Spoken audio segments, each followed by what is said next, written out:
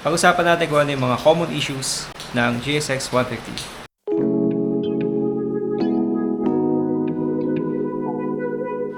So tayo ay nakapag-compile ng list ng mga common issues na galing din sa mga GSX owners para at least hindi lang galing sa experience ko yung may share ko sa inyo. No?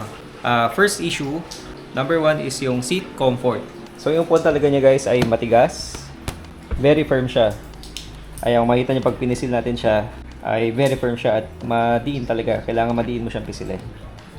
And yung pillion seat naman niya ay naka-split, naka-separate sa rider seat at maliit lang. Yan, so halos isang dangkal ko lang, no? Ito na yon. Ito na yung upuan ng inyong OBR at matigas din siya. So yun, first issue, yung seat. Okay, next guys is yung water pump seal. So yun yung seal guys na matatagpuan dito sa loob. Internal part yon, nasa loob siya ng water pump. Siya yung nagsiseal ng langis at kulat para hindi sila magalo, no?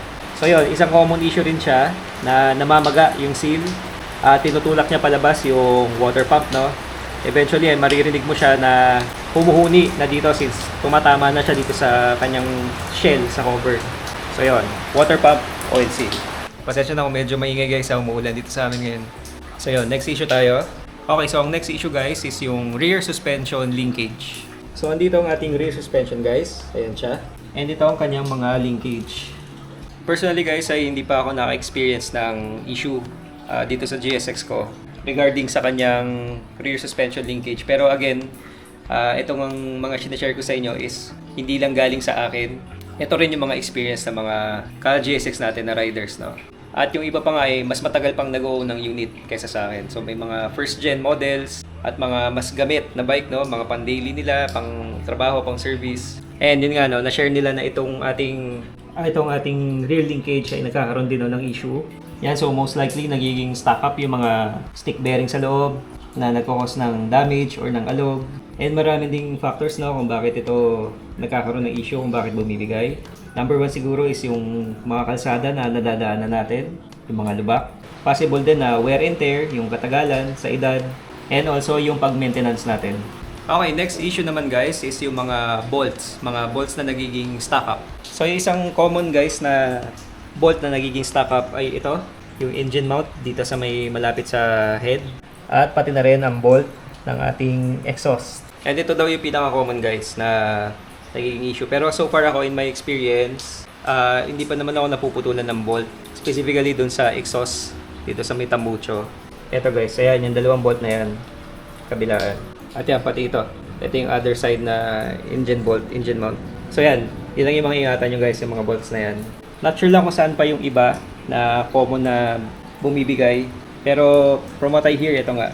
Ito yung pinakamadalas talaga. Yung dalawa sa exhaust bolt, tsaka itong engine mount kabilaan. Next naman guys is yung headlight. So it's a common issue din guys na mahina yung bato ng headlight ng GSX 150. Ang common na solution is magdagdag na lang ng mini driving lights. Usually talaga yung mga stock headlights ng motor, yung mga LED lights, hindi siya ganun kalakas.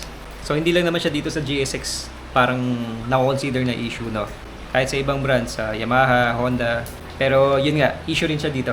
Headlight ng GSX. Mahina siya guys. Okay, next issue guys is the ball race. So ang ball race ng GSX guys ay may tendency na maging maganit or may tendency siya na magkaroon ng kanto sa kanyang steering, no? Yun, so magpapalit lang naman kayo ng ball race guys dito sa taas at dito sa baba ng ating headstock. And usually isang set siya pag pinalitan kasama yung mga bulitas at yung housing. Tapos gagrasahan na rin ulit yon. Kadalasan ay kakapalan na yung paglagay ng grasa, no, para masiguro din na tumagal siya. So yon. Another issue is ang ating ball race. Okay, next issue guys is yung gas cap. So meron daw tendency na maging stock up itong gas cap natin, either itong susian, minsan ay maganit na siya, hindi mo na hirap na tayo mabuksan, or kung minsan naman itong takip, may mga times din daw na gumaganit siya. Kagaya ito sa akin guys, medyo maganit na nga rin siya, no?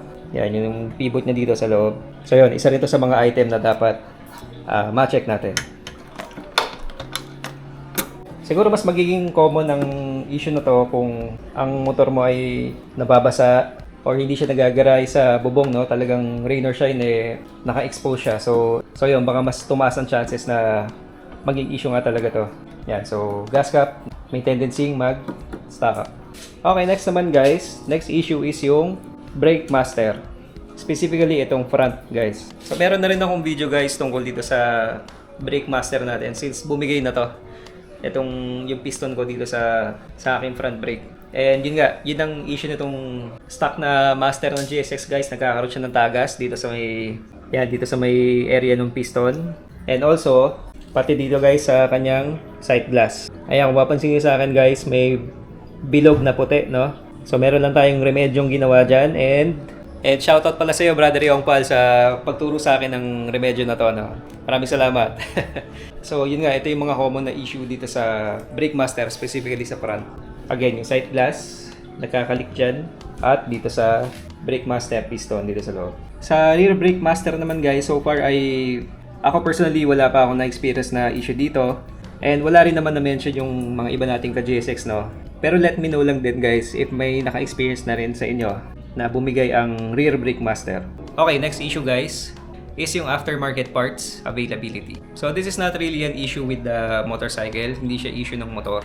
It's more of yung mga supply or yung availability nga ng mga performance parts para dito sa motor na to and mga accessories na rin. Hindi siya ganun kasing dami as compared sa ibang mga brands ng motorcycle, no? And even sa Suzuki Raider. At hindi rin ganun kadali humanap ng mga aftermarket parts. Pahirapan na din makakuha, especially dito sa atin, sa Philippine market. So yun, yung mga ganung bagay guys, mga aftermarket performance parts and accessories. Talagang hahanapin mo dapat siya para dito sa GSX. Okay, next issue guys is yung front shock leak. Yan, so may tendency daw na mag-leak to guys. I think sa mga ibang bikes din naman ganun, no? So, importante lang din na ma-maintain siya, mapalitan kagad yung seal, and also maalagaan din sa paglinis, no? Pero yun nga, still it's a common issue dito sa GSX. Next naman guys is yung starter relay. So common din na bumigay yan guys, either yung fuse or yung mismong starter relay. Kagaya din na nangyari sa atin nung last video, no, na ayaw mag-start ng bike ko dahil dun sa fuse ng starter relay. And before naman dun guys ay nagpalit na rin ako ng buo. Ang nangyari naman nun ay nagkiklik lang yung push starter at hindi siya tumutuloy, hindi siya umaandar. So yun yung two instances or yung situations na experience ko regarding sa starter relay. Pero yun, common issue din siya dito sa GSX. Okay, next issue guys is internal ulit. And that is the balancer damper. Lalo na para sa mga first gen na GSX guys. From what I know ay wala pa sila nung supplementary na pin na nilalagay ni Suzuki para hindi magkaroon ng catastrophic damage if ever bumigay yung rubber damper doon sa balancer. Pero dito sa second gen, sa mga 2020 model and up, ay nilagay na ni Suzuki ng pin. So hindi na siya naging masyadong issue dito. Pero still we have to check pa rin yung condition ng rubber damper, ng wave washer, regardless kahit first gen or second gen yung GSX natin. Okay, next issue naman guys is ang ating wheel bearing. Yan, so may mga na-experience na rin sa atin guys na bumigay ang wheel bearing. And marami ding factor guys na kung bakit siya bibigay prematurely. Usually kapag suspension parts ay malaking factor ang kalsada na dinadaanan natin. So isa yon sa mga common factor. Halos same lang din nung rear suspension linkage kung bakit bumibigay ang wheel bearing. Yung riding habits din, yung pag-ingat natin sa pagdaan sa humps or sa lubak. So yan, mga nagiging factor yan para bumigay ang bearing. Also lubrication issue, dumi, maaaring mag-cause ng pagkasira ng bearing, and marami pang iba. And yun nga, isa siya sa mga dapat bantayan sa GSX 150. Okay, next guys is yung ISC or yung idle speed control. So yun yung nakakabit sa throttle body guys na nagko-control ng idle ng GSX. And meron daw tendency na magloko siya. Most especially kapag siya ay nagalaw at hindi maibalik ng tama. So yun, isang issue din na dapat bantayan or ingatan is yung ating ISC sa stock throttle body sa GSX. Okay, and lastly guys is ang engine heat. So it's very common for this bike guys na maramdaman niyo yung init sa inyong binte. Lalo na kapag kayo ay nata-traffic at nag-on ang ating radiator fan, mararamdaman niyo yung init usually dito banda sa area na to at also sa kabila. So it can be uncomfortable sometimes, lalo na kung hindi ka sanay.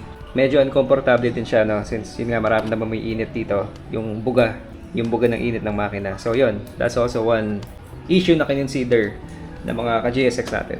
So ilang guys ang aking list at yun yung mga nakompile ko na issue, no, from our fellow GSX owners tungkol sa GSX 150. And if you also own a GSX, feel free to comment din yung mga experience mo sa bike na hindi natin na-mention dito para din makatulong sa iba, no, na nagpaplano na bumili ng GSX 150. Especially ngayon na wala ng brand new nito, at least dito sa Pilipinas. So kung second hand unit ang makuha nyo, ay mas lalong dapat na mai-consider nyo yung mga common issues niya para ma-check nyo rin bago kayo bumili.